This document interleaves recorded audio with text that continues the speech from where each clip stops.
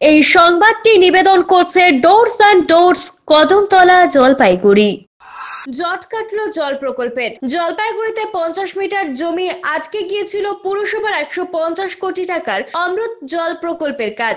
জট ছাড়তে পুলিশকে সঙ্গে নিয়ে জলপাইগুড়ির উত্তর সুকান্তনগর গ্রামের অনিচ্ছুক জমিদাতাদের সঙ্গে বৈঠক করেন পুরসভার আধিকারিকেরা। আলোচনায় জমির সমস্যা মিটে যাওয়ায় আগামী সপ্তাহে জল প্রকল্পের ট্রায়াল রানের পরিকল্পনা জলপাইগুড়ি পুরসভার। মাত্র 50 মিটার জমি, আর তার জেরেই শেষ পর্যায়ে এসে থমকে গিয়েছিল জলপাইগুড়ি পুরসভার অমৃত জল প্রকল্পের কাজ। তিস্তা নদী থেকে জল এনে ট্রিটমেন্ট প্ল্যান্টের মাধ্যমে পরিশ্রুত করে শহর এবং সংলগ্ন বেশ কয়েকটি জায়গায় পৌঁছে দেওয়ার লক্ষ্যে 2017 সাল থেকে প্রকল্পের কাজ শুরু হয়। শেষ মুহূর্তে 50 মিটার জমি জটে আটকে পড়ে কাজ। পাইপলাইনের জন্য জমি দিতে রাজি হননি উত্তর সুকান্তনগর গ্রামের বেশ কয়েকটি পরিবার। জমি নিয়ে শরিকি বিবাদের পাশাপাশি ক্ষতিপূরণ নিয়েও সমস্যা চলছিল। এদিকে বাধায় প্রকল্পের কাজ পিছিয়ে যাওয়ায় বিরোধীদের প্রশ্নের মুখে পড়তে হয়েছিল পুর কর্তৃপক্ষকে। এবার আলোচনায় সেই সমস্যা মিটিয়ে পাইপলাইন পাতার কাজ শুরু হয়ে যাওয়ায় আগামী সপ্তাহ থেকে প্রকল্পের ট্রায়াল রান শুরু করা যাবে বলে আশাবাদী পুরসভা।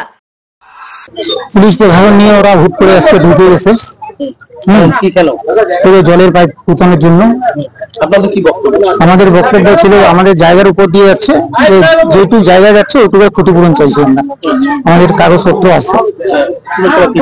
পৌরসভা বাচ্চিবাবু আসলে 1 থেকে 2 বার আশ্বাস দিচ্ছে, আজকে মানে জোর জবরদস্তি জুলুমবাজি করে আর কি ঢোকানো হলো পাইপ। পুলিশ প্রশাসন নিয়ে আর আমার দাদুরা যে বলতেছে, দাদুরা কিন্তু আমার ইসে করছে, আমাদেরকে জায়গাটা দিছে, এখন ওরা পাল্টি হয়ে যাচ্ছে যে আমার বাবার সম্পত্তি জল দিতে রাজি। হ্যাঁ, ওরা রাজি হচ্ছে যে জল দিবে। তুমিও তাহলে শেষ মুহূর্তে রাজি হলে? না, আমি রাজি, এখনো রাজি না। আমি কাগজপত্র জমা করবো, যদি পাওয়া যায় পাবো, না যদি না দেয়, মানুষের যদি হক মাইরে খেলাল তো কিছু করার নেই। আপত্তি কি ছিল? আপত্তি আমার কাছে কিছু ছিল না। হ্যাঁ, আমার ভাই বাবুরা না করছিল না, আমি বলেছি যে আমার বাবার সম্পত্তি আমি দিয়ে দিই। আপনি রাজি হয়ে? হ্যাঁ, রাজি হয়ে। সবাই জল পায়, যাতে জল থেকে কেউ বঞ্চিত না হয়। 50 মিটার রাখতে ছিল। এর যে মালিক ভোলা মোহাম্মদ, তিনি আজকে রাজি হলেন। হ্যাঁ, এবং তাছাড়া 2 একজনের বাধা ছিল। আমি বললাম কোনো যদি আপত্তি থাকে আসুন, পৌরসভায় কথা হবে, কিন্তু 3 লাখ মানুষ যার দ্বারা উপকৃত হবে তার কাজ কখনো আটকাতে হবে না। আর এটা দেখতে পাচ্ছেন, এটা 2 নম্বর ওয়ার্ড, এটা পঞ্চায়েত, আর এটা চলাচলের রাস্তা আছে 10-15 বছর ধরে।